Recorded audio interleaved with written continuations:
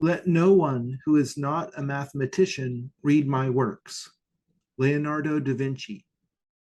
Ooh, it's a bit harsh, So isn't this it? one is surprising that it's Leonardo da Vinci to me because he's one of the most famous artists to ever live.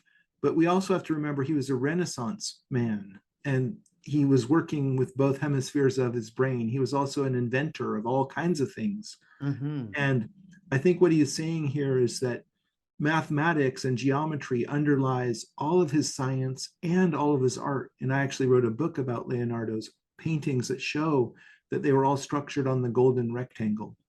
And Yeah. so what he's saying there is the importance of mathematics and geometry underlies everything, I think Mm-hmm. is what he's saying. What do you Mm-hmm. think, Geoff?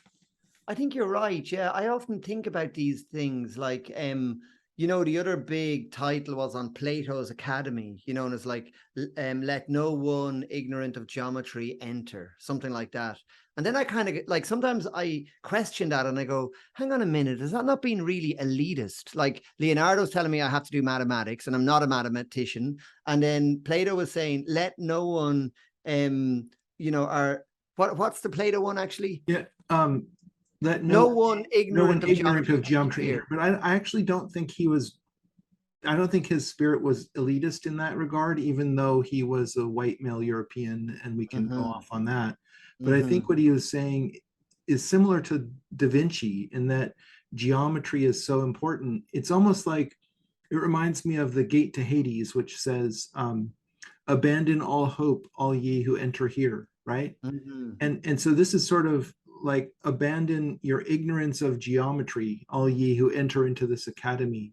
In a Yes, way. yeah. It's like if you cross through this portal, you're going to definitely know. You're going to learn geometry. You're going to use that as the basis of all knowledge. And Yeah. I think that's Or kind of what no, these thinkers are saying. Do you I have agree an with that? angle. Or I have an angle on that where I actually, to be honest, yeah, I hope and I kind of believe that it's not some kind of elitist claim. You have to be some great mathematician or some great geometer. But I think it's more like because we are like walking, talking manifestations of geometric patterns and codes, there's not one being, or there's actually nothing that even grows that isn't embedded and encoded with geometry. So it's not possible in a way to be ignorant of geometry. We're made of it.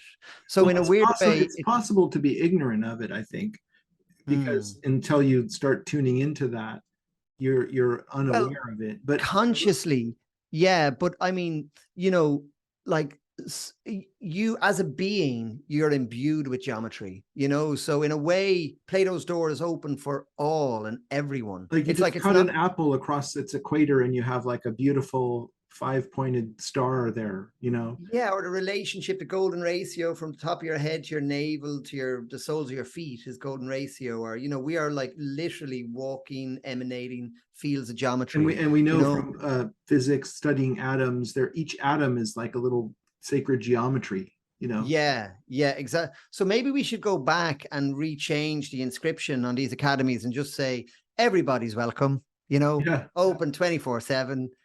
Come on yeah, in. but That we way. can't guarantee that you're not gonna learn all this stuff about geometry if you come through this door. Something like that. Yeah, Yeah. yeah. But they are interesting statements. They are interesting statements, that kind of make you double think, don't they? That's the whole point of these ideas is to get you thinking, and I'd Yeah. love to hear what you all think about this in the comments. Yeah, please let us know. We'd love to know your thoughts.